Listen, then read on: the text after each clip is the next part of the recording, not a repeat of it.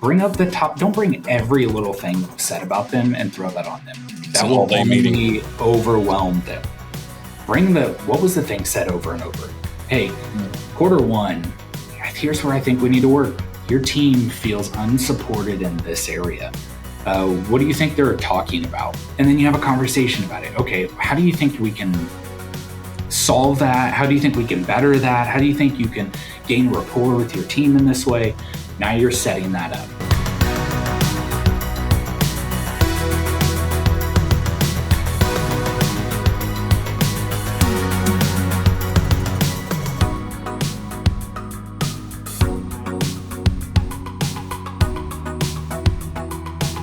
Welcome back to the Culture Base podcast. I'm Dustin. He's Blake. We're the Culture Base, and we're here to help leaders know what they're about, show where they're going, and help them build scalable teams to get them there.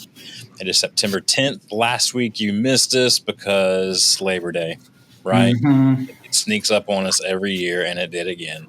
But it's cool. You know, we're just going to go with the flow. But today we get to talk about the best annual review ever. Cannot wait to get into that with you. But quickly, first, I want to remind you to subscribe, rate, review, all that stuff on any podcast platform that you're listening to this on. If you're watching on YouTube, we're so glad that you're here. We'd love for you to hit the thumbs up. That's what that means. Subscribe, ring the bell. You're notified every time we drop new content every week.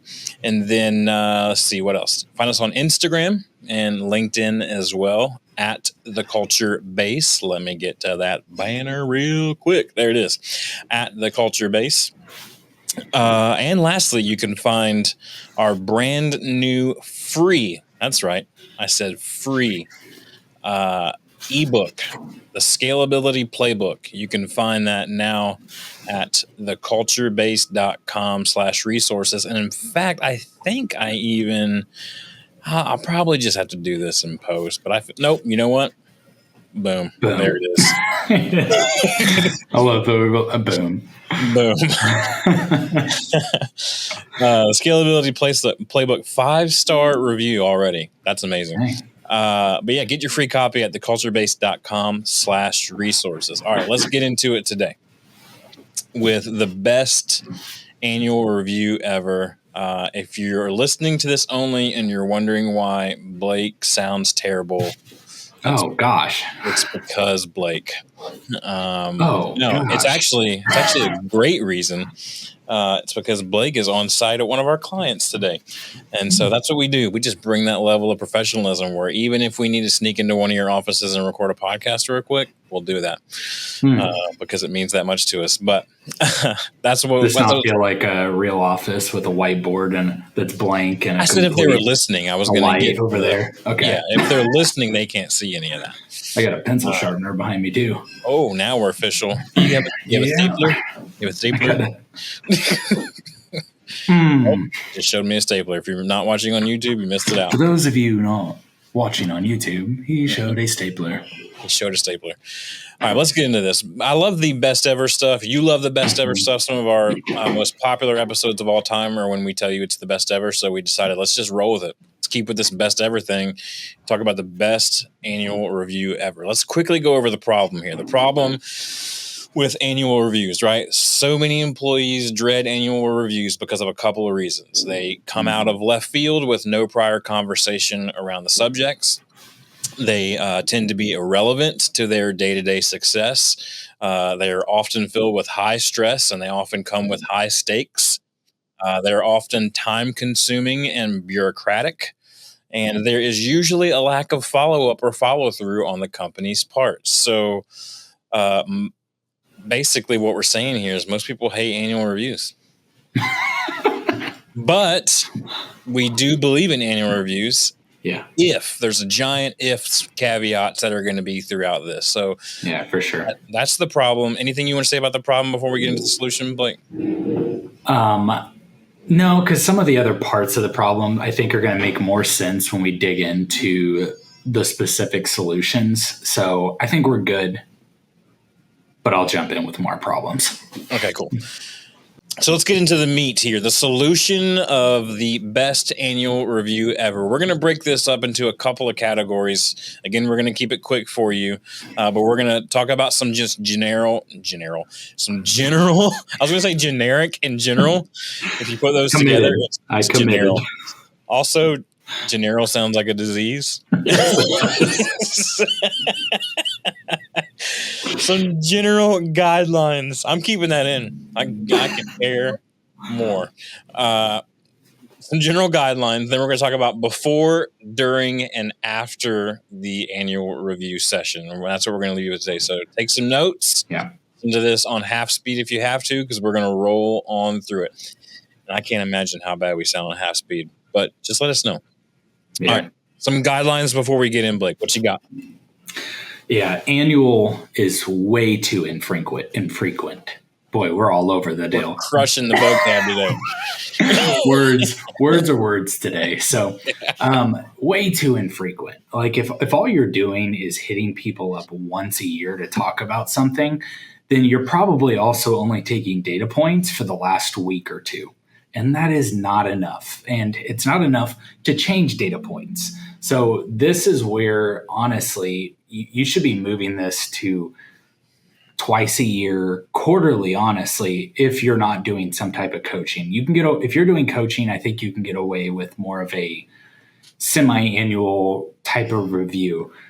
Yeah. But people go through seasons and work. People go through different mentalities. And so if we aren't spending time giving good feedback and then working with people to come to good conclusions, then our data points are just within the last month. And it's just not enough. And the data we're trying to get, it's probably completely biased towards one perspective at that point. Especially for like, hey, how have you been doing here? And then they don't remember. I don't remember what I was doing a quarter ago. And so do you think that they're going to spend the time to go back and really get accurate data? No, they're going to get completely aspirational data that makes them look really good. Yeah. And you're going to do the exact same as, wow, the last month hasn't looked good, especially if all you're trying to do is lower someone's ability to get a raise or something like that, which we'll talk about in a minute. But number one, annual is not enough. Maybe semi-annual if you're doing coaching that is more of a monthly capacity, or like go quarterly. Give quarterly updates. And it doesn't have to be the same person every time, because I know a lot of people just went, oh, I don't want to do this. I hate doing it once a year. Do it quarterly and you're having better conversation. You'll hate it less. Yeah. Our second guideline before you get into even considering your annual reviews is there should be no surprises in these reviews.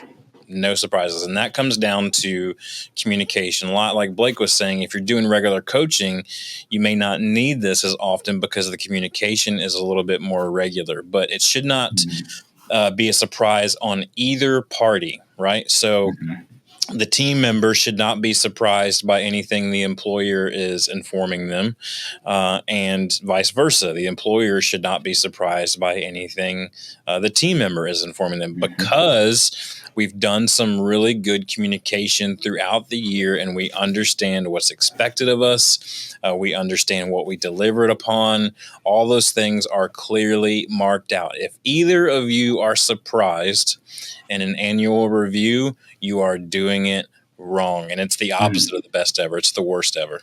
Yeah. All right, let's get into before. So before the annual review, there's some things that we suggest that you get into. This basically what we're saying here is let's get all the paperwork out of the way. Let's get all the data points out of the way before we sit down, because we want the annual review to be a conversation. It's not a sermon. It's a conversation. Yeah. And so what we're going to do is we're going to spend some time beforehand, both the employer and the team member, extracting some data so that when we get into the conversation, we can just talk about the data and not talk about what the data was. if that makes sense. Talk about why the data is the way it is, whether it be good or bad, so we can all learn from it. So the first part of that, Blake, is a self-assessment. This could look different depending on what your company is and depending on how you thrive. Is it a manual labor company? Is it more of a thinking company? Or is it position more manual? Or is it position more executive? What are we talking about here? So whatever self-assessment you use, do that ahead of time, review it ahead of time, both parties. Review it ahead of time, again, so that when you get into the conversation, the data points have already been reviewed. Now it's just a conversation about what that assessment told us. Yeah. And like 100%, you cannot waste good conversation time on extracting data from people. Yeah. And so what he's talking about with the self-assessment, you've got to come up with a good self-assessment. Okay. Don't ask how they're doing in their job position. Okay, stop being lazy. And all you're going to get is a lazy answer if you ask a lazy question. Ask them, operationally, you've been working on this recently. I see that you've got data points already built up. How are you going to make this better? How would you rate yourself right now? Ask more specific questions, okay? This is one of the same problems. We talk about having SMART goals. You need to have SMART expectations, okay? This specific, measurable, actionable, realistic, and then time-bound type of things, those kind of goals, you've got to have good expectations, and you got to be able to put those into a good self-assessment. And you need to do the self-assessment for them as well. So whatever you would rate them as, that they can't see it, they're going to rate themselves. You can't see that. And then you're coming to the table having different conversations and a blended, hey, I see you're here, we're here. On the ones that are the same, don't spend time. Don't be like, yeah, let's talk about the fact that you think you're an 8 and I think you're an 8. No. Like, if you want to talk about something, how are you going to grow that 8 to a 9? But the area where you're an 8 or they're an 8 and you're a 2, there's your conversation. Okay. That's where you want to have the conversation around, we got a problem because I think you're defining this as this and we're defining it as this. We got a problem because we think you're struggling here. And that's a better place to have a conversation than, well, okay, sounds good to me. We'll give you a thumbs up there. Like, pass. Okay. Now, going to the next thing, you've got to do some 360s from your peers, from their peers rather. Okay. Because you're only going to get one portion of this. Okay. Everyone wants to have a good annual review or quarterly review or semi-annual review. They want to have a good one. And they think that it's directly going to impact what they get, paid or compensation.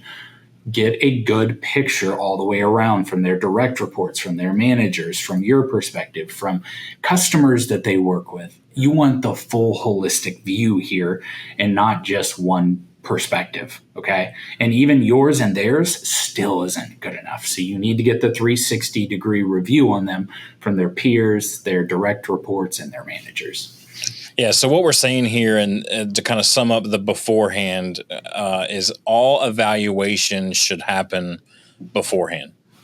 The annual review, the meeting itself that's going to happen, the 60, 30, 60, 90 minutes, however long yours takes, that is not the time for evaluation. That's the time for conversation. So evaluation happens before the annual review. All right, so let's get into during the interview. A couple things that we want to kind of set you up for success with here. There's I think we got like 6 or 7, 8 different ones. So we're going to go through these pretty quickly here.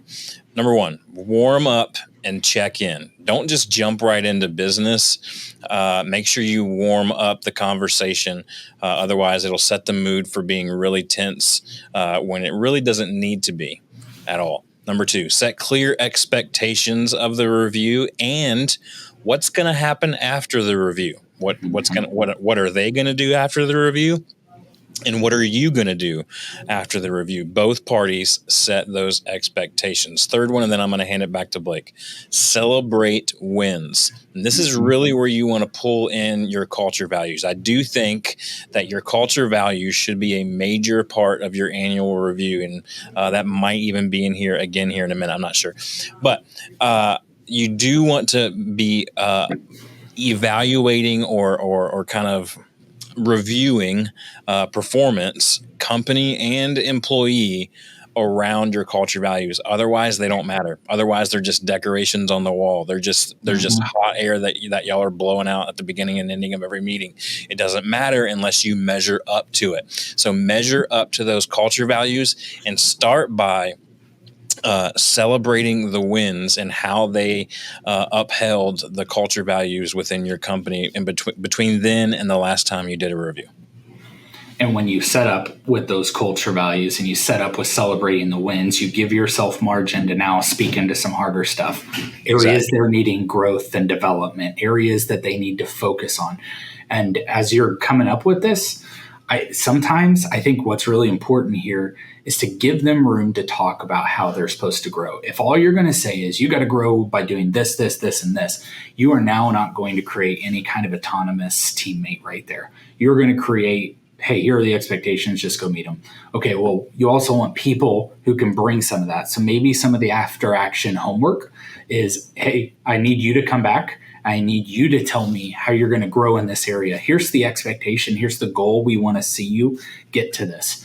Would you come back with a plan on how you're going to get there? Okay, now you're setting up that expectation for some stuff later on. And when they come back with that, then you can coach alongside that. Hey, I think you need to be more specific here. Hey, you don't have a time when you think you're actually going to complete this. Or, hey, you gave yourself a whole year for this. This is almost an email. This is a task. This is not a goal. And you're training and teaching in that whole process, right? So one, I think you got to have that. Then you're setting yourself up for that feedback and coaching. And you do need to hit. This is why Dustin said you got to come prepared, having read all of this stuff. Bring up the top. Don't bring every little thing that was said about them and throw that on them. That will only overwhelm them. Bring what was the thing said over and over? Hey, quarter one, here's where I think we need to work. Your team feels unsupported in this area.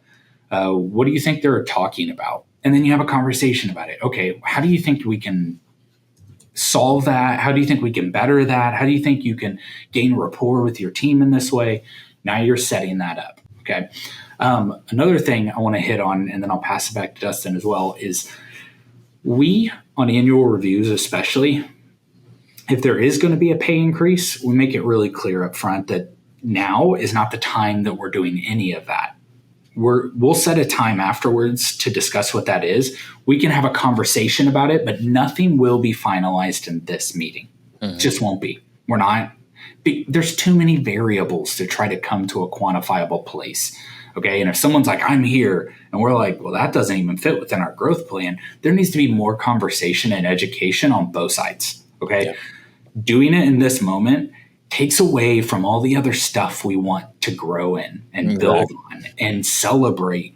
We lose it all when we have that one piece in there. It makes it all about the pay at that point. That's right. And that's not the only lever. It's that one takes 10% by itself of why people leave a company. So why don't we figure out the other stuff? Yes, there's permission to play. Yes, we got to get pay right. But that is a conversation that can be supported here. We can have good dialogue here. But we're going to really fix that later on.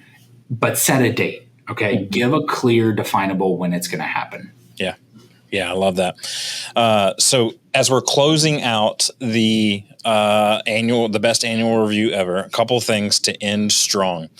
Number one, we talked about this already because you set it up front, and now it's time to revisit it a little bit with more detail.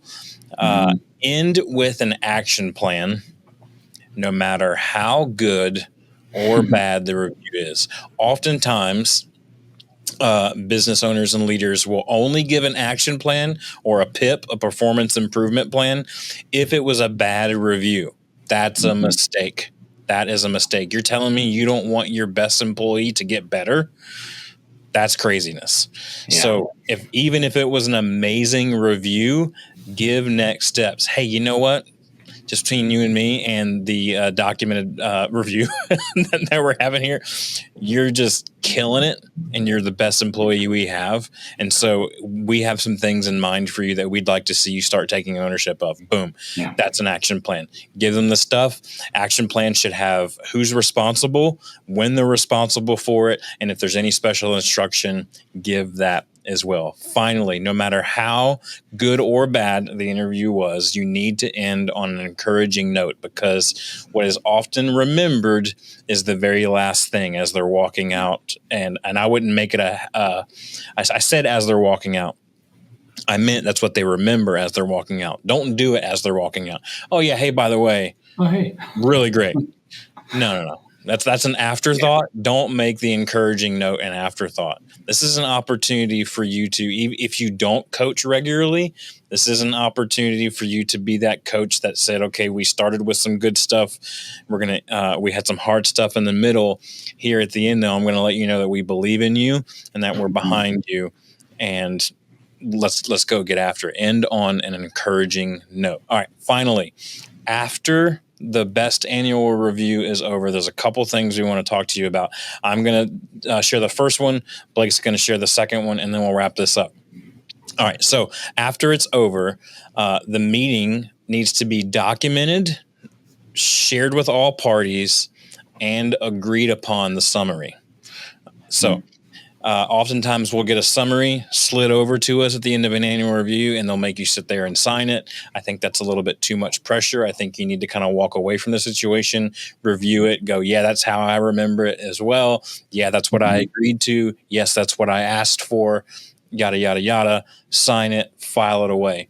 This may sound a little bit over the top if you're a small company, but you will be amazed at the amount of headache it'll save you if both parties agree on a written documentation about how that review went, especially if it's only once a year. You do not want to get into a situation where, hey, remember last year? No, I don't. I don't remember last. I couldn't tell you the specifics of a meeting I had last year. Just not going to happen. But if there's a document about it that I can go back and review, then I go, now I'm tracking. Now I remember where we left off. Yeah. And as a team member, they're going to use that as their guide for the next probably 90 to 365 days. Right? They're going to look at that and go, this is my kind of vision for the next year, or until the next annual review, or until the next review happens. This is what I'm going to take, and this is what I'm going to run with. So document the meeting, share it with all parties, make sure everybody signs it and agrees to how that meeting went, what was said, what the expectations were. Everything that we talked to it up at this point, everything that we said should be in that document. Yeah. And the last one's follow through. Follow through on the actions you said you would take. Follow through on setting up that next meeting to discuss pay or whatever that is. Follow through on what the action plan is going to look like long term for these goals. And there is no better time to set that meeting than at that meeting. Okay. And it doesn't need to be a long meeting. It just needs to be, we're touching base. Okay. You can set it as a 15-minute call. They call that the PAM fam, plan a meeting from a meeting. Okay. So just go set that up. Pam fam. Pam fam. You got to set it up, make it happen. Okay. Right. Nothing says, and you get busy and everyone else gets busy, but nothing says I don't care more than missing that deadline. Okay. I'm guilty of it hardcore. And especially if I don't put it as a meeting on my calendar, I will be like, yeah, I'll get you that answer on Wednesday. And literally 2 weeks ago, I was like, yep, I'll get that answer to you on Wednesday about a employee thing, about somebody coming on. And they're like, on Friday, they were like, I guess the no answer is an answer. And I was like, nope, that's my bad. That's on me. You're right. Here's what I'm saying. And so then just make sure you follow through, and you're like, oh, we'll get back to you. We'll get back to you. Just don't happen. Put it on your calendar. That's right. That's right. Always think about future you, future them, future company when you're doing those things. Remind yourself, because future you won't remember what happened a year ago. No. Or even last week, more than likely. So just to review real quick, couple guidelines. Annual is not frequent enough. It should be at least twice a year, if not quarterly, if there's no coaching. No surprises in these reviews. Before, do all the paperwork, extract all the data, self-assessments, 360 reviews from peers, subordinates, reps and managers as well. All the evaluation beforehand. During, warm up and check in, set clear expectations, celebrate the wins and growth and development with opportunities with the culture values here. Feedback and coaching on that 360 review. Look for the repetition that's coming up over and over again. You can talk about pay, but pay is not contingent on this review alone. End with an action plan. No matter how good or bad the review was, end on an encouraging note. And then afterwards, document the meeting, share it with all parties, make everybody signs it and agrees upon how that meeting went. And like Blake just said, follow through. Pam, plan a meeting from a meeting, get it done. You won't regret it. That's how you get to the best annual review ever. Next time, we're going to discuss owning your mistakes and taking responsibility. Now, I know half of you just went, I don't have any mistakes. I ain't listening to that next one. Or, and the other half of you went, I know who I'm sending that episode to. Let me just tell you right now, this episode is for you who's listening to this, and we cannot wait to talk to you about it then next time on the Culture Base Podcast. Have a great week.